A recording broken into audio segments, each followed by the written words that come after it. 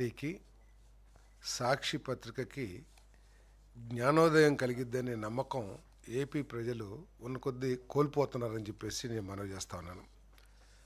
రాష్ట్ర ప్రయోజనాలు, ప్రజా ప్రయోజనాలు, రాష్ట్ర భవిష్యత్తు లక్ష్యంగా కాకుండా కేవలం కూటమి ప్రభుత్వం మీద విషయం చిమ్మటమే లక్ష్యంగా ఈ రెండూ పనిచేస్తుంది అని చెప్పేసి నేను మనవి చేస్తా ఉన్నాను. నేను రోజుకొక అబద్ధాన్ని ప్రచారం చేస్తూ వాస్తవాల్ని కప్పిపుచ్చుతూ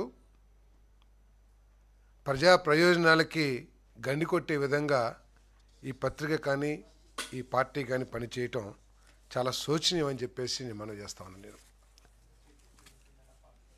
ఒకరోజు పెన్షన్ల గురించి, ఒకరోజు అమరావతి మునిగిపోయిందని, ఇంకొక రోజు ఉచిత బస్సుల్లో ఏమీ లేదని ప్రచారం చేయటం వాళ్ళ దిగజారుడితనం తప్ప వేరేది కాదని చెప్పేసి కూడా మనం చేస్తాను. వాళ్ళకి ఎవరైనా దమ్ముంటే ఈ విషయాల మీద, పెన్షన్ల విషయాల మీద కానివ్వండి, లేదా అమరావతి అభివృద్ధి మీద కానివ్వండి, ఉచిత బస్సు మీద కానివ్వండి, ప్రభుత్వం చేసే ప్రతి కార్యక్రమం మీద కూడా చర్చకి సిద్ధం అని చెప్పేసి కూడా నేను మనవి చేస్తా ఉన్నా. నేను 3000 పెన్షన్ ఇస్తానని చెప్పేసి ఎన్నికల్లో హామీ ఇచ్చి ఘోరంగా మోసం చేసిన జగన్మోహన్ రెడ్డి గారు, వైఎస్ఆర్ కాంగ్రెస్ పార్టీ 3000 రూపాయల నుండి 4000 రూపాయలకి అధికారంలోకి వచ్చిన తర్వాత కాకుండా రాకముందు 3 నెలల నుంచి లెక్క కట్టి అధికారంలోకి రాగానే ఇచ్చిన ప్రభుత్వం, కూటమి ప్రభుత్వాన్ని పెన్షన్ల విషయంలో విమర్శించటం నిజంగా హాస్యాస్పదం అని చెప్పేసి కూడా నేను ఈ సందర్భంగా నేను మనవి చేస్తా ఉన్నాను. 6 స్టెప్ వ్యాలిడేషన్ అని, ఫ్యామిలీ మ్యాపింగ్ అని చెప్పేసి రకరకాల కారణాలతో కొన్ని లక్షల మంది పెన్షన్దారులకి పెన్షన్ ఎగ్గొట్టిన వైఎస్ఆర్ కాంగ్రెస్ పార్టీ పెన్షన్ పొందుతున్న తాత చనిపోతే ఆ అవ్వ పరిస్థితి ఏమైద్దని కూడా ఆలోచించలేని వైఎస్ఆర్ కాంగ్రెస్ పార్టీ ప్రతి నెల 1వ తేదీన అవసరమైతే ఒకరోజు ముందే ప్రజల సమస్యలను దృష్టిలో పెట్టుకుని పెన్షన్లు 65 లక్షల మందికి పెన్షన్లు పంపిణీ చేస్తున్న ప్రభుత్వాన్ని విమర్శించటం సూర్యుడి మీద ఉమ్మేసినట్లుందని చెప్పేసి నేను మనవి చేస్తా ఉన్నా. నేను ఈ సందర్భంగా ప్రజలందరూ కూడా ఆలోచించాల్సిన అవసరం ఉందని చెప్పేసి మనవి చేస్తా ఉన్నాను. పత్రిక అందరూ కూడా ఆలోచించాల్సిన అవసరం ఉందని చెప్పేసి మనవి చేస్తా ఉన్నాను. నేను పెన్షన్ని అర్హత కలిగిన వాళ్ళకి ఇవ్వాలా, లేక వైఎస్ఆర్ కాంగ్రెస్ పార్టీ ప్రభుత్వంలో 40,000, 50,000 లంచాలు ఇచ్చి దొంగ సదరన్ సర్టిఫికెట్లు పుట్టించుకుని, లేకపోతే దొంగ సర్టిఫికెట్లు పొంది ఏదో ఒక రూపంలో అనర్హులు పొందుతున్న పెన్షన్దారులకి పెన్షన్లు ఇవ్వాలా, ఈరోజు రాష్ట్రం ఆలోచించాల్సిన అవసరం ఉందని చెప్పేసి మనం చేస్తా ఉన్నాను. నేను ఈరోజు దేశంలో ఎక్కడ లేని విధంగా ఆంధ్రప్రదేశ్ రాష్ట్రానికి దరిదాపులు కూడా లేదు పెన్షన్ అమౌంట్ విషయంలో. దేశంలో ఎక్కువ రాష్ట్రాలు 1000 రూపాయల కంటే తక్కువగా పెన్షన్లు ఇస్తున్న పరిస్థితుల్లో ఈరోజు హయ్యెస్ట్ పెన్షన్ ఇస్తున్న రాష్ట్రం ఆంధ్రప్రదేశ్, చంద్రబాబు నాయుడు గారి నాయకత్వంలోని కూటమి ప్రభుత్వం అని చెప్పేసి మనం చేస్తాను. అంగవైకల్యులకు దివ్యాంగ పెన్షన్లు 6,000 రూపాయలు ఇస్తున్న రాష్ట్రం ఎక్కడా లేదు. మంచం మీద నుంచి లెగవలేకపోయే అంగవైకల్యం ఉన్న వాళ్ళకి 15,000 రూపాయలు ఇస్తున్న రాష్ట్రం ఎక్కడా లేదు. కొన్ని దీర్ఘకాలిక వ్యాధులకి 10,000 రూపాయలు ఇస్తున్న ప్రభుత్వం ఎక్కడా లేదని చెప్పేసి మనం చేస్తాను. నేను మరి ఇటువంటి పరిస్థితుల్లో అర్హులకి పెన్షన్ ఇవ్వాలా, అనర్హులకు కూడా పెన్షన్ ఇవ్వాలా, ఒకసారి ఆలోచించే మనం చేస్తా ఉన్నాం. మేము ఎక్కడ కూడా కొత్త కండిషన్స్ని పెట్టి పెన్షన్దారులను తగ్గించటమే లక్ష్యంగా మేము ఎక్కడ పనిచేయట్లా. కానీ ఇస్తున్న పెన్షన్లో అనర్హుల్ని వేరేసే కార్యక్రమం చేస్తామని చెప్పేసి మనం చేస్తాను. రాష్ట్రంలో 7.86 లక్షల దివ్యాంగ పెన్షన్ 6,000 రూపాయలు పొందుతున్న దివ్యాంగ పెన్షన్దారులు ఉంటే వారిలో 5.1 లక్షల మందికి వారి సర్టిఫికేట్ని, వారి అంగవైకల్యాన్ని రీవెరిఫికేషన్ చేసుకోమని అర్హత కలిగిన వైద్యాధికారుల దగ్గరికి వెళ్ళి రీవెరిఫికేషన్ చేసుకోమని నోటీసులు ఇవ్వడం జరిగింది. ఇప్పటివరకు కేవలం 4.5 లక్షల మంది మాత్రమే వెరిఫికేషన్ చేసుకున్నారు. ఇప్పటివరకు వెరిఫికేషన్ చేసుకున్న వారిలో 1,00,000 మంది అనర్హులుగా తేలారు. ఇంకొక 50 మంది ఇప్పటివరకు రీవెరిఫికేషన్కి రాలేదు. వారికి మరొకసారి నోటీసులు ఇచ్చి వారు కనుక రాకపోతే వారి పెన్షన్లు తొలగించబడతాయని చెప్పేసి మనం చేస్తాను. అంతేకాకుండా ఎవరైతే అనర్హులుగా వైద్యులు ధృవీకరించారో, వైద్యాధికారులు ధృవీకరించారో, వారికి ఏదైనా అనుమానం ఉంటే వారు ఛాలెంజ్ కూడా చేసుకోవచ్చు. లేకపోతే మళ్ళీ పునఃపరిశీలించమని ఎంఆర్ఓ దగ్గర, ఎండిఓ దగ్గర కానీ, మున్సిపల్ కమిషనర్ దగ్గర కానీ వెళ్ళి అర్జీ ఇచ్చుకోవచ్చు. మళ్ళీ పునఃపరిశీలిస్తాం. నిజంగా వైఎస్ఆర్సీపీకి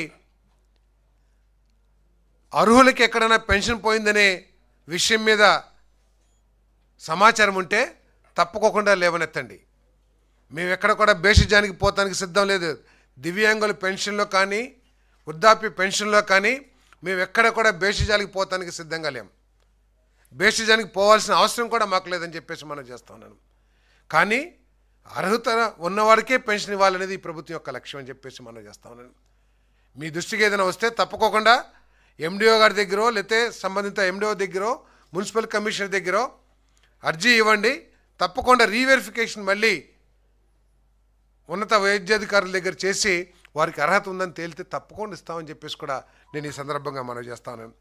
ఈరోజు రాష్ట్రంలో అన్ని జిల్లాల్లో కూడా మరి ఈ రీవెరిఫికేషన్ జరిగింది. అత్యధిక బోగస్ పెన్షన్దారులు ఉన్నది పులివెందల్లో 1708 మంది. రాష్ట్రంలో అత్యధిక బోగస్ పెన్షన్దారులు ఉన్నది. మచిలీపట్నంలో 1539 మంది, చంద్రగిరిలో 1604 మంది, అత్యల్పం కాకినాడలో 19 మంది, అదేవిధంగా వైజాగ్ సౌత్లో 39 మంది, తాడికొండలో 55 మంది ఉన్నారని చెప్పేసి మనం చేస్తాను. మరి ఇటువంటి ప్రయత్నం ఏ విధంగా తప్పని వైఎస్ఆర్సీపీ కానీ లేకపోతే ఎవరైనా సరే ఏ విధంగా చెప్తారో చెప్పమని చెప్పేసి నేను ప్రశ్నిస్తా ఉన్నా. నేను ఈ ప్రభుత్వం ఏదైనా పెన్షన్ తీస్తానికి సిద్ధంగా లేదు.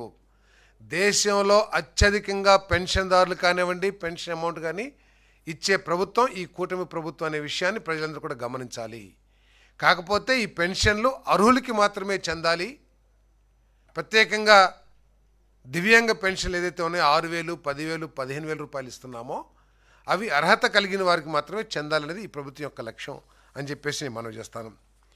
మరి నిన్న మొన్న కూడా పత్రికల్లో చూస్తూ ఉన్నాం, ఎంతసేపు ఈ రాష్ట్ర ఇమేజ్ని డ్యామేజ్ చేయటానికి, ఈ రాష్ట్రం నాశనం అయిపోతుందనో మునిగిపోతుందనో ప్రచారం చేయటానికి తాపత్రయపడటం నిజంగా అసలు రాజకీయాల్లో ఒక రాజకీయ పార్టీ ఈ విధంగా చేస్తుందా అని చెప్పేసి ఆలోచించాల్సిన పరిస్థితి ఉత్పన్నమవుతుందని చెప్పేసి నేను మనవి చేస్తాను.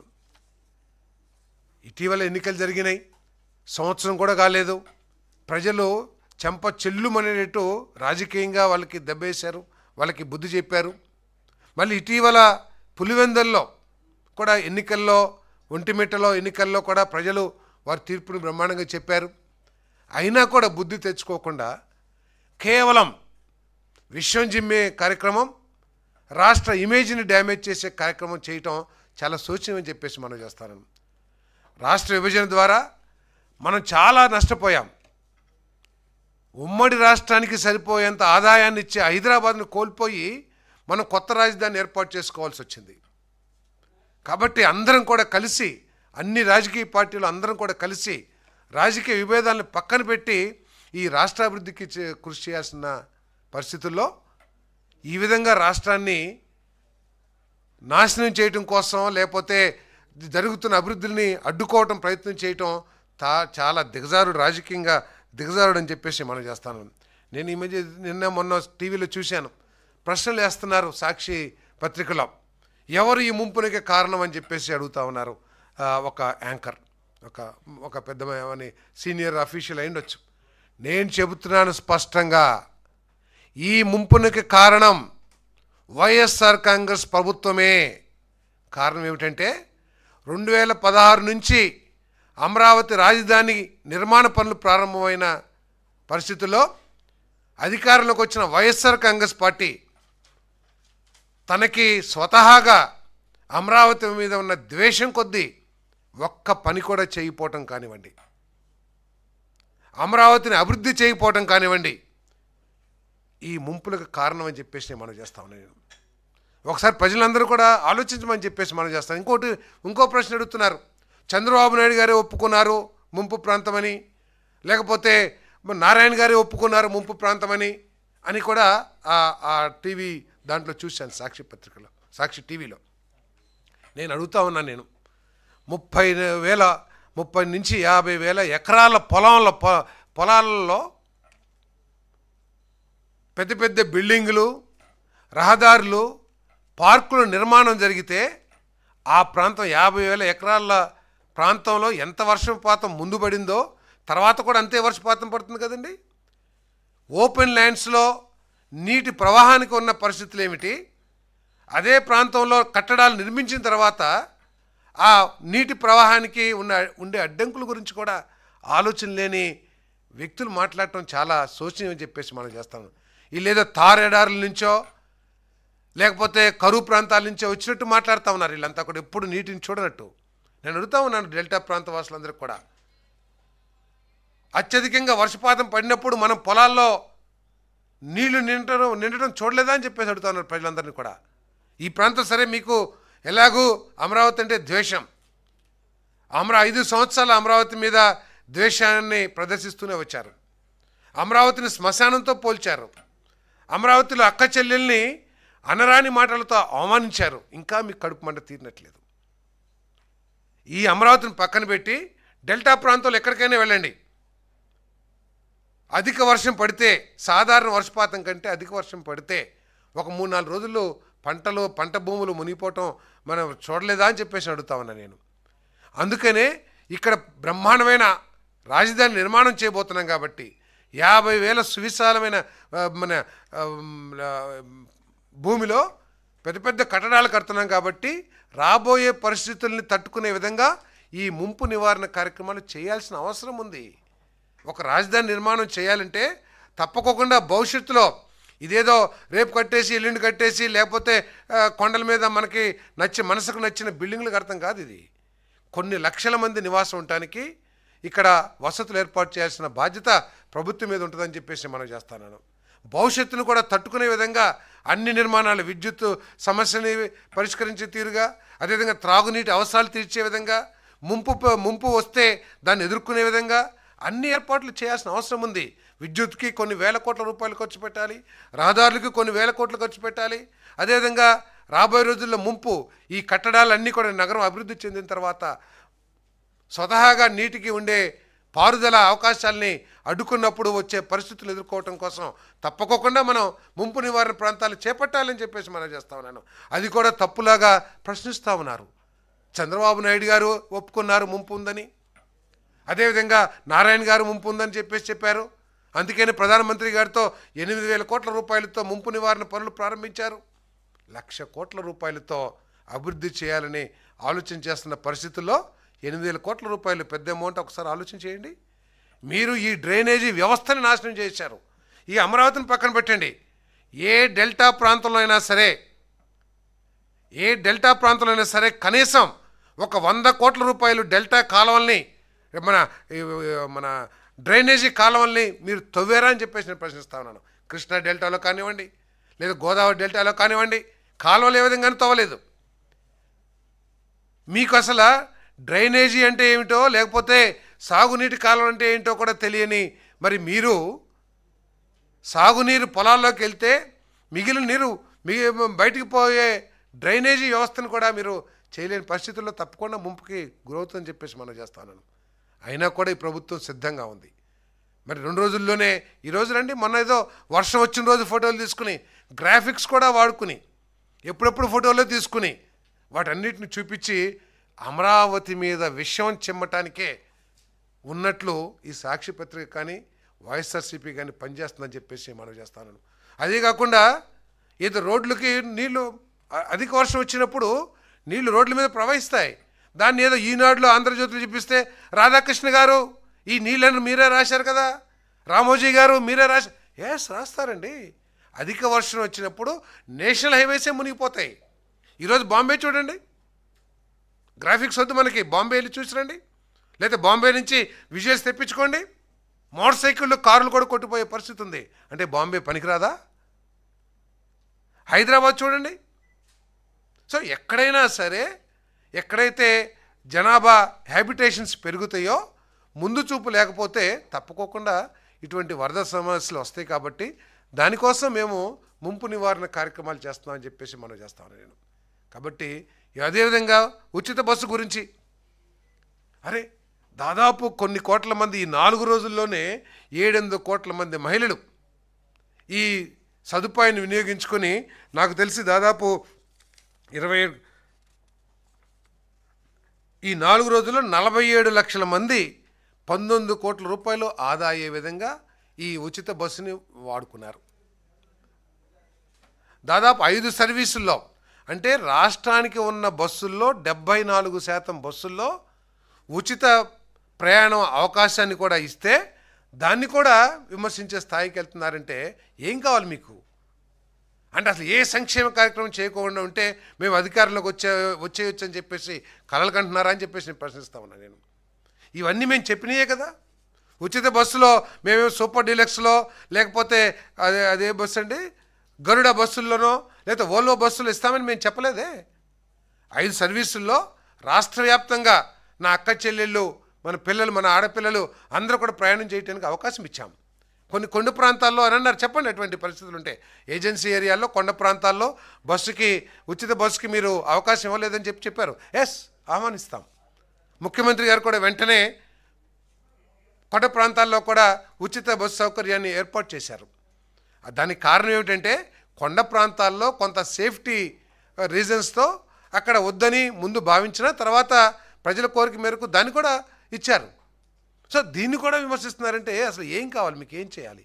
ఈ రాష్ట్రం ఏం చేయొద్దని చెప్పేసి మీరు భావిస్తూ ఉన్నారా? అమరావతి వద్దు, పోలవరం వద్దు, రాష్ట్రంలోకి పెట్టుబడులు వద్దు, ఏ విధంగా మనం అడ్డుకోవాలని చెప్పేసి కుతంత్రాలు పన్నటమే లక్ష్యంగా వైసీపీ పనిచేస్తుందని చెప్పేసి నేను ప్రశ్నిస్తా ఉన్నాను. దయచేసి ఈ రాష్ట్రం విభజన ద్వారా ఈ రాష్ట్రం తీవ్రంగా నష్టపోయిన విషయం వాస్తవం.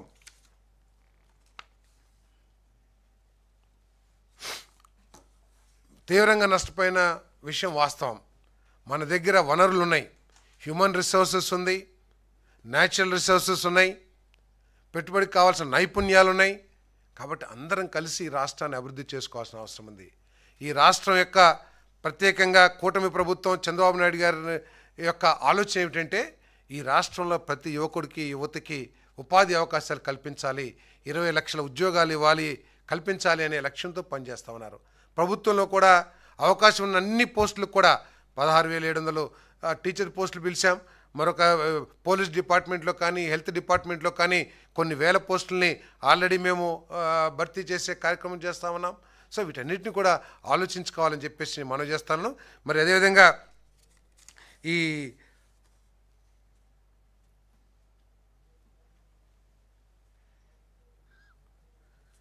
ఎవరికైతే ఈ పెన్షన్స్ అంగవైకల్యం ఉన్నవారు రీఅసెస్మెంట్కి వెళ్ళారో వాళ్ళందరికీ రీఅసెస్ చేసిన తర్వాత సదరం సర్టిఫికేట్స్ కూడా రిలీజ్ చేయబడి అని చెప్పేసి కూడా ఈ సందర్భంగా నేను తెలియజేస్తా ఉన్నాను. ఎక్కడ కూడా అర్హత ఉన్న ఒక్క దివ్యాంగుడికి కానీ, అర్హత ఉన్న ఒక్క వృద్ధులకు కానీ, అర్హత ఉన్న ఒక్క వితంతువుకి కానీ మేము పెన్షన్లు కట్ చేయమనే విషయాన్ని కూడా స్పష్టంగా చెప్తా ఉన్నాం. మేము ఎవరికైతే పెన్షన్ పొందుతూ మరణించిన వృద్ధులు ఉన్నారో వారి వితంతువులకి వెంటనే పెన్షన్ ఇచ్చే కార్యక్రమం మొదలుపెట్టాం. దాదాపు 1,09,000 మందికి ఇప్పటికే మేము పెన్షన్లు కూడా ఇచ్చామని చెప్పేసి నేను ఈ సందర్భంగా నేను తెలియజేస్తా ఉన్నాను. నేను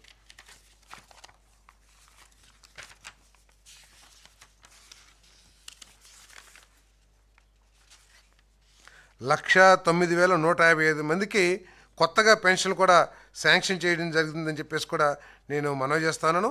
ఎవరికైతే పెన్షన్ కోల్పోయిన వృద్ధులు తాతలు ఉన్నారో వారి వితంతు అవలు ఇబ్బంది పడతారనే ఉద్దేశంతో ఆగస్టు నెల నుంచే చనిపోయిన వారందరి భార్యలకు కూడా పెన్షన్ ఇచ్చే కార్యక్రమం చేస్తామని చెప్పేసి నేను మనవి చేస్తాను.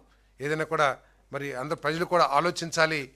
అర్హత ఉన్న వాళ్ళకి ఇమ్మంటారా, అర్హత లేని వారికి ఇమ్మంటారా, ఒకసారి ఆలోచించాలని చెప్పేసి కూడా మనవి చేస్తాం.